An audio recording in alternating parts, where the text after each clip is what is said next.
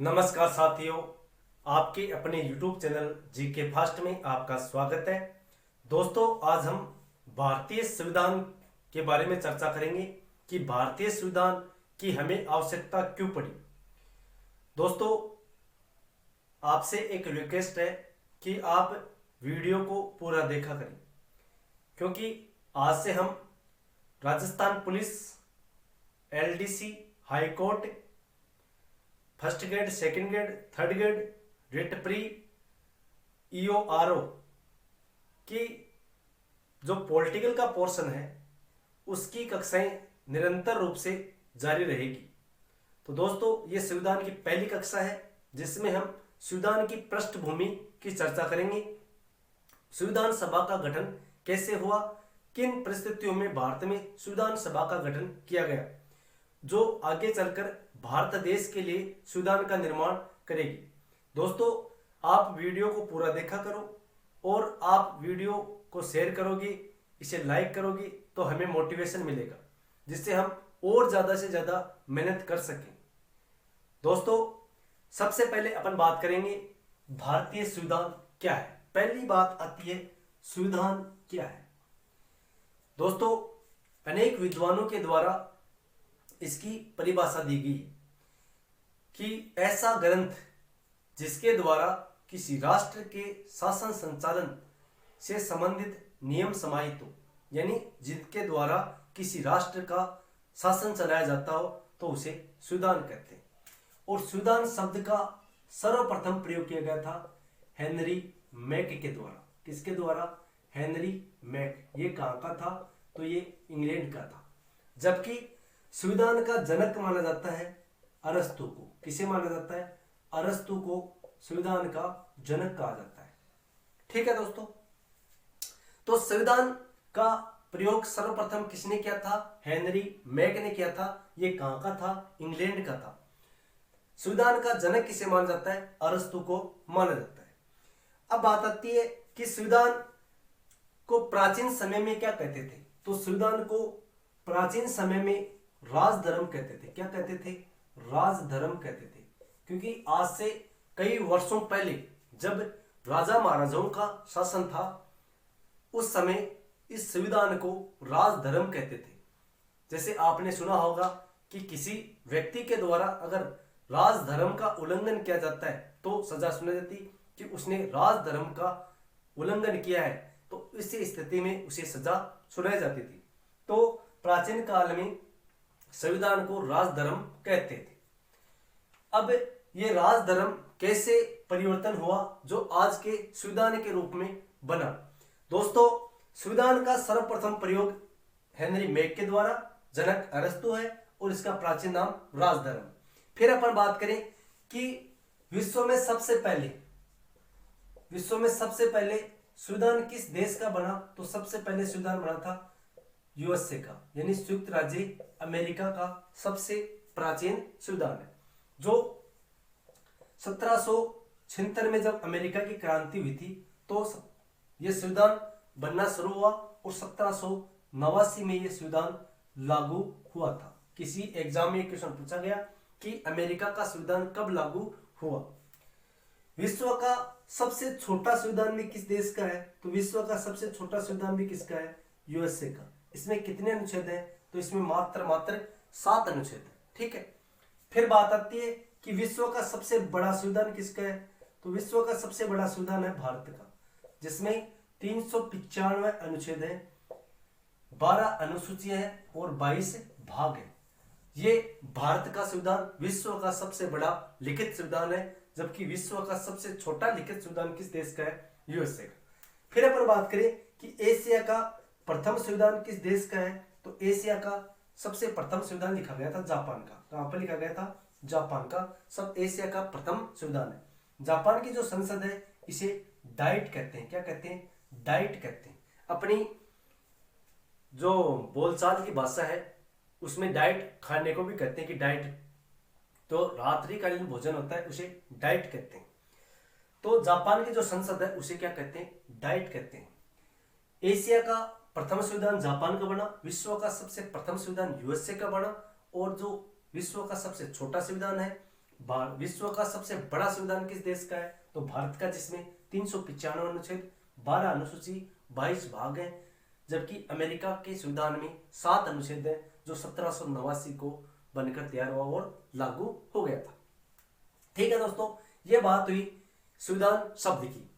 अब अपन बात करते हैं कि भारतीय संविधान की मांग सबसे पहले किसके द्वारा की गई, और संविधान शब्द प्रचलन में भारत में मांग लगातार बढ़ती रही, और ये किसने सर्वप्रथम लोगों को यह बताया कि संविधान की हमें आवश्यकता है?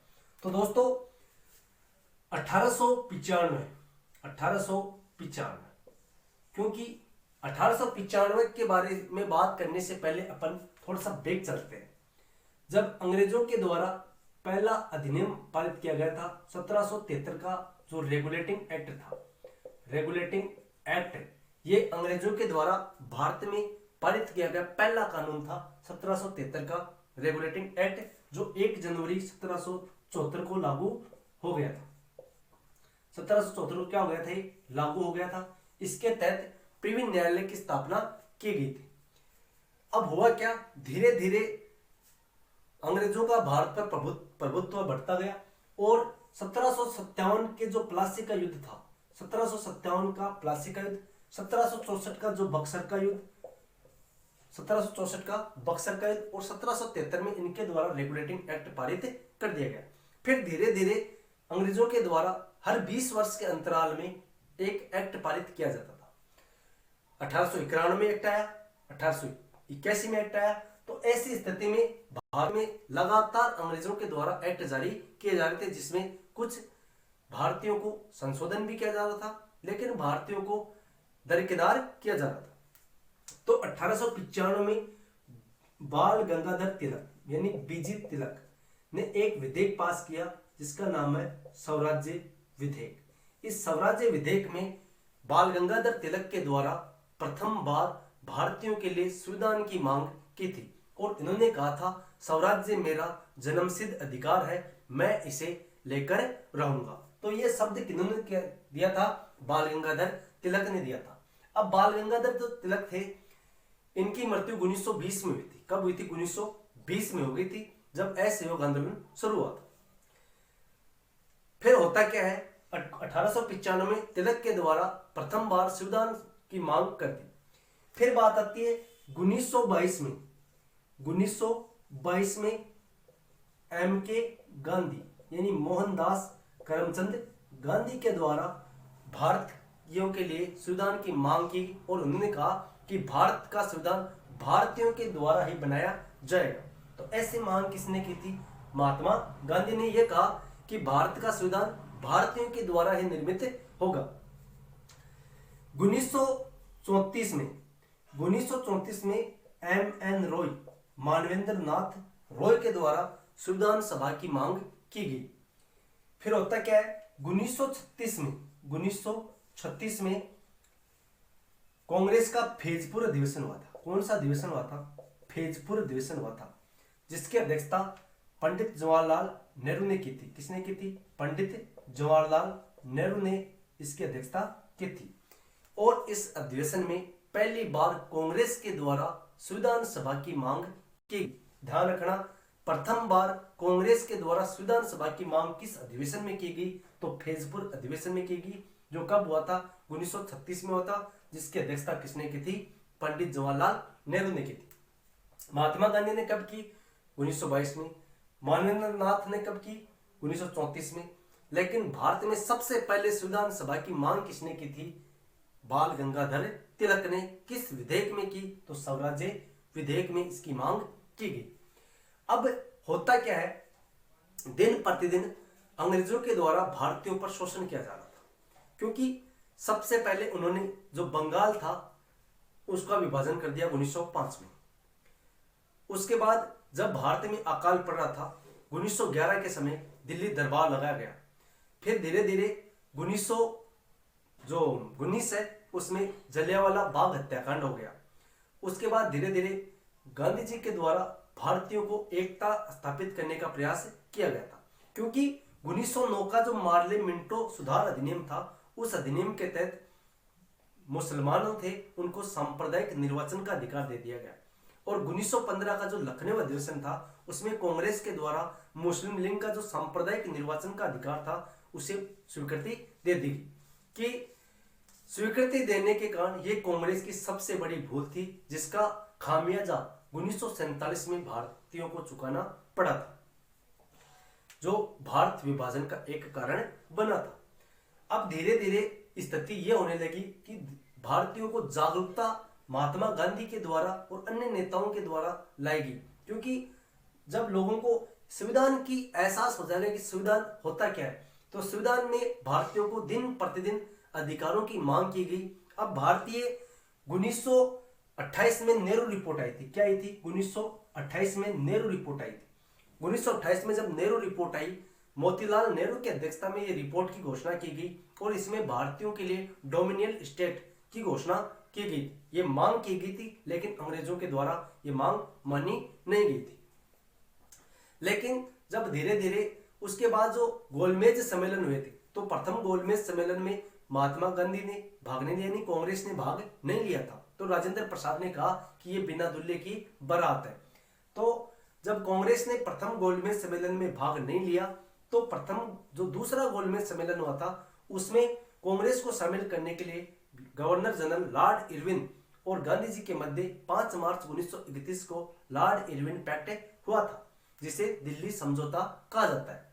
अब धीरे धीरे संविधान की मांग बढ़ने लगी और जो भीमराव अंबेडकर जिन्होंने तीनों गोलमेज सम्मेलनों में भाग लिया, तो जो दलित समूह था उसको सांप्रदायिक निर्वाचन का अधिकार दिए जाने के कारण गांधी जी के द्वारा दूसरा गोलमेज सम्मेलन छोड़ दिया गया।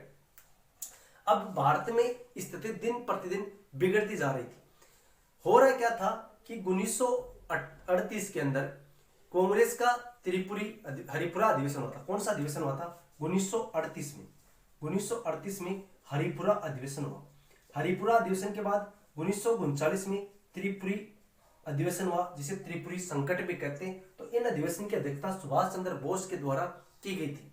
और यहां से जब गांधी जी और सुभाष चंद्र बोस के मध्य मतभेद होने के कारण इनके द्वारा सुभाष चंद्र बोस के द्वारा कांग्रेस से इस्तीफा दे दिया गया था। तो आगे 1940 के अंदर 1940 में क्या हुआ कि 1940 में अगस्त प्रस्ताव भारत आया। क्या आया था? अगस्त प्रस्ताव भारत आया। अब संविधान सभा के दिन प्रतिदिन मांग बढ़ रही थी, तो 1940 में अगस्त प्रस्ताव आया।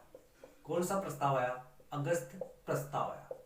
जब अगस्त प्रस्ताव भारत आया, तो इस प्रस्ताव के द्वारा संविधान सभा को औपचारिक स्वीकृति दे देगी। क्या दे देगी? औपचारिक स्वीकृति दे देगी। फिर 1942 में क्रिप्स मिशन भारत आया। 1942 में कौन सा मिशन आया? क्रिप्स मिशन भारत आया। और क्रिप्स मिशन जब भारत आया तो इसमें गांधी जी के द्वारा इसे पोस्ट डेटेड चेक कहा गया था। क्या कहा गया था? पोस्ट डेटेड चेक कहा गया था। पोस्ट डेटेड चेक कहा गया। और नेहरू के द्वारा, जो नेहरू जी थे जवाहरलाल नेहरू, इनके द्वारा इन्हें दिवालिया बैंक का जाली चेक कहा गया था। किसे कहा गया था? क्रिप्स मिशन को। और क्रिप्स मिशन को अस्वीकार कर दिया गया था। फिर होता क्या है? 19